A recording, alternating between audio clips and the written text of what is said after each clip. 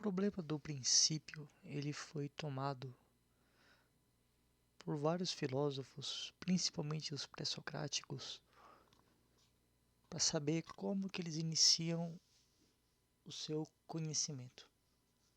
Não apenas o conhecimento, mas também qual que é o princípio das coisas.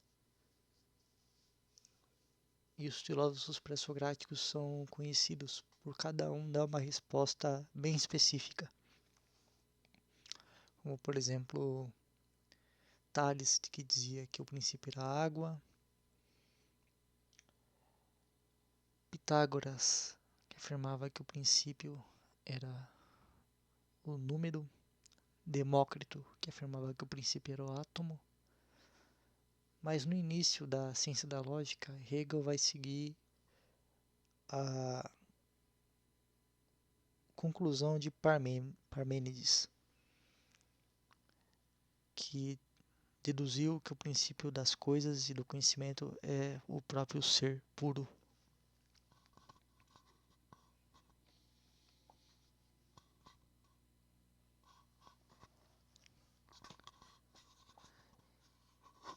A primeira seção da doutrina do ser é a qualidade. Nela tomada como o princípio é um ser irrefletido, é um objeto que ainda não foi pensado de outras formas, em comparação com outros.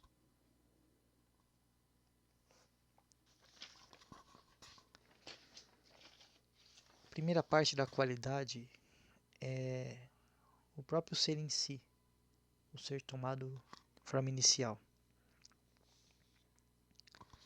Esse ser inicial, ele é livre de determinações, vazio, puro e igual consigo. Porém, o nada também é igualdade consigo, puro e vazio. Portanto, ambos são como que iguais. E o que a gente pode dizer que é diferente de ambos é que enquanto um é, o outro não é. E essa percepção de que o ser e o nada estão juntos, mas ao mesmo tempo são diferentes, é o devir. Que, como Heráclito dizia, o que existe, o que realmente é, se torna não ser, e o que não é, passa para o ser. Esse movimento abstrato, simples, é a primeira negação do ser vazio. Uma observação é que Parmênides foi o filósofo que percebeu o ser. Heráclito percebeu o devir. Então, já naquele início da filosofia grega já foi percebido esse movimento, essas categorias lógicas. Heráclito também ia dizer que o logos é o princípio de todas as coisas, mas que materialmente ele se manifestaria como fogo. Então Heráclito ele já deu início tanto à teologia quanto à filosofia da natureza e o princípio da lógica, tudo junto.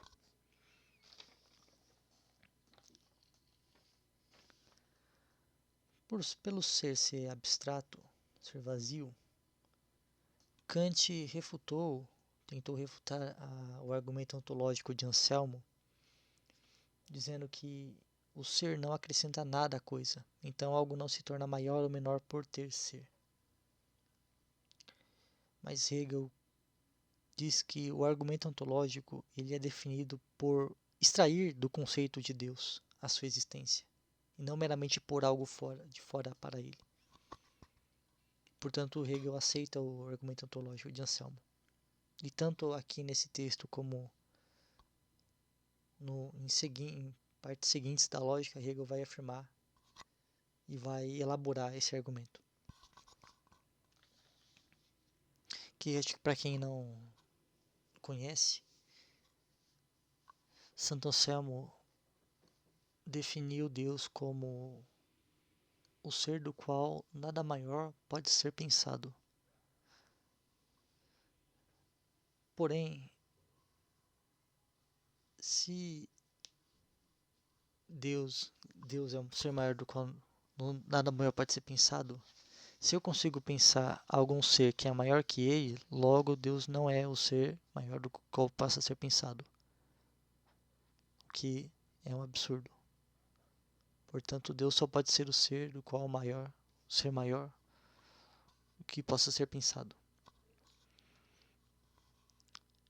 E tiveram várias interpretações na história da filosofia, mas para não me alongar muito, foi concluído que, apesar de ser uma narrativa, a essência lógica por trás desse argumento era da essência de Deus como um conceito que contém em si a existência.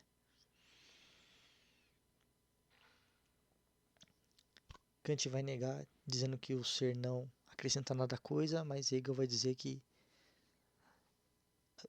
se tira da conclusão de que Deus é do próprio conceito dele.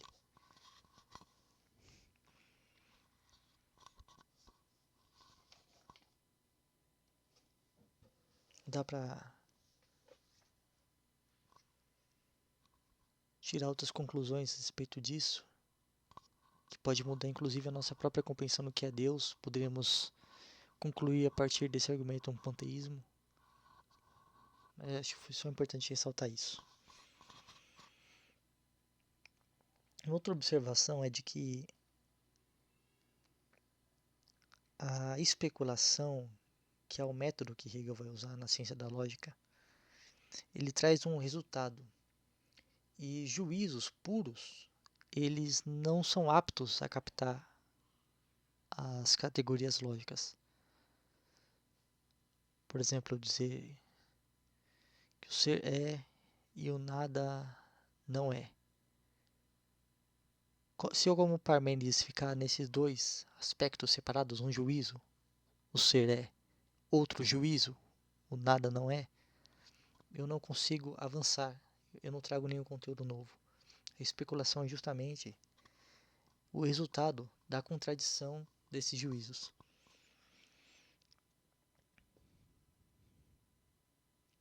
Outra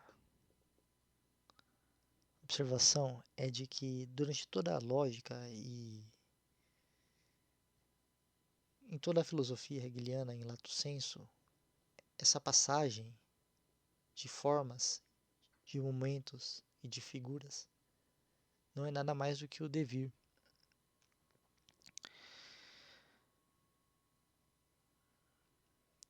Você terá uma categoria e dentro dessa própria categoria você encontrará o oposto dela. E desse oposto, a primeira categoria ela retirará aquilo que há em comum entre ambas. Essa é uma forma simplificada de ver todo o processo.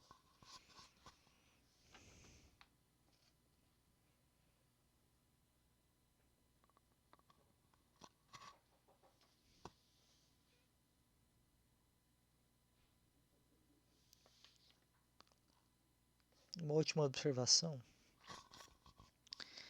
de que se negamos o devir, a gente fica empacado no problema do princípio. Então é um convite que é feito de conceder essa conclusão de que o dever ele ultrapassa o ser e o nada.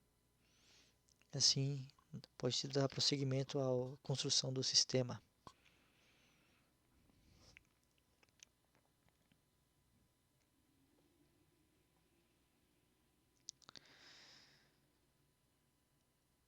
No devir, é apontado que o ser ele é o nada, mas o nada também é o ser, e o ser não é nada. Essa gangorra, que uma hora pende para um lado ou pende para o outro, ela é o nascer e o perecer. E o devir, ele está apoiado num eixo, e esse eixo é a determinidade simples, que é o ser aí. Então, se até agora estivemos tratando do ser em si, agora nós trataremos do ser aí, que é outro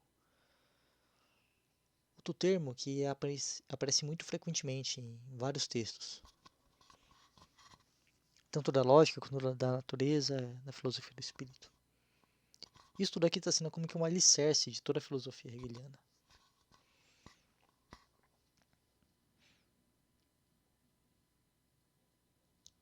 Aqui é feita uma outra observação muito pertinente sobre um termo propriamente hegeliano que ele usa muito, que é supra-assumir, que é uma palavra alemã, se eu pronuncio corretamente, é Aufheben, que possui dois significados correntes. O primeiro de conservação, de manter algo, e o segundo de negar esse mesmo algo. E que daí a gente pode tirar o terceiro momento especulativo, que é de que supra-assumir é também elevar. Porque se eu conservo algo, eu nego essa coisa, eu tornei ela algo melhor, pelo menos para mim. Como algum processo químico, por exemplo, na criação de diamante, na destilação do álcool, qualquer processo. A matéria-prima, que é sujeito de algum processo, e dali eu extraio algo melhor. Ou seja, eu mantive, eu neguei e eu elevei. Uma tentativa de traduzir essa palavra seria suspensão. E quando eu suspendo algo, eu mantenho essa coisa existente, mas eu nego ela, pelo menos no momento, e eu elevo ela, como suspender um corpo, agarrando pelas alças, algo do tipo.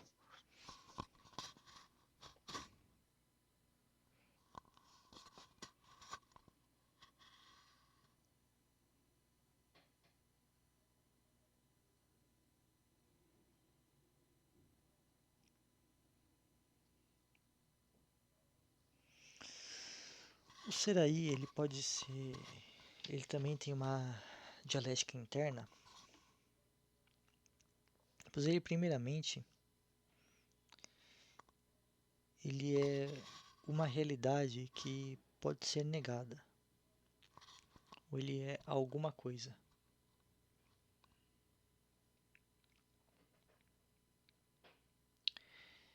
Ele é um objeto finito, porque ele existe para si, mas ele também ele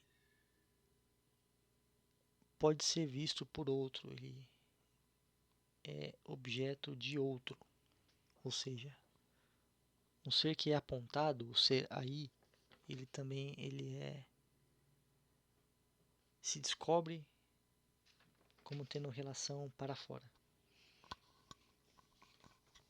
E essa barreira que existe entre ele e o outro é o finito. Negando-se o finito, essa delimitação, essa barreira, surge o conceito do infinito qualitativo, ou o bom infinito, que é a unidade que existe entre algo determinado e outra coisa determinada. Entre um ser que existe e ele é algo enquanto não é outro. Esse é o bom infinito. Agora, o mal infinito, ele seria quando o pensamento, ele, por exaustão, ele quer prosseguir em algum caminho, em alguma direção ou em alguma quantidade de tempo. essas relações entre o bom infinito e o mal infinito foram objeto de um artigo que eu me apaixonei muito quando eu li. Portanto, eu até pretendo futuramente fazer uma explanação sobre ele, uma resenha sobre esse artigo e dar minhas próprias ideias.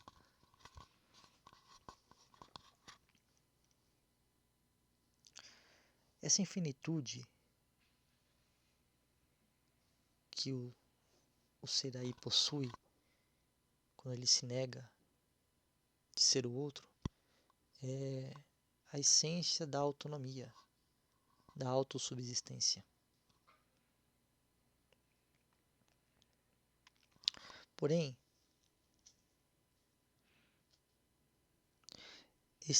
essa unidade simples, ela tem em si também essa negação. Ela nega algo, outro, e esse outro está de certa forma em relação com ela. É outro dela mesma. Quando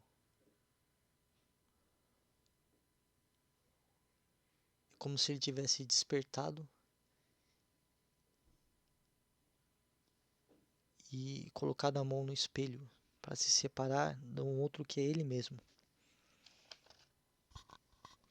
Como é simples, ele só pode extrair de si algo que é outro, que é igual a ele mesmo, uma cópia. E essas cópias, uma cópia de outro, eles se repelem, pois querem afirmar sua própria existência, não querem se diluir no outro. Mas ao mesmo tempo eles estão ligados, porque ambos possuem uma certa igualdade. E assim eles mantêm relação. Ao mesmo tempo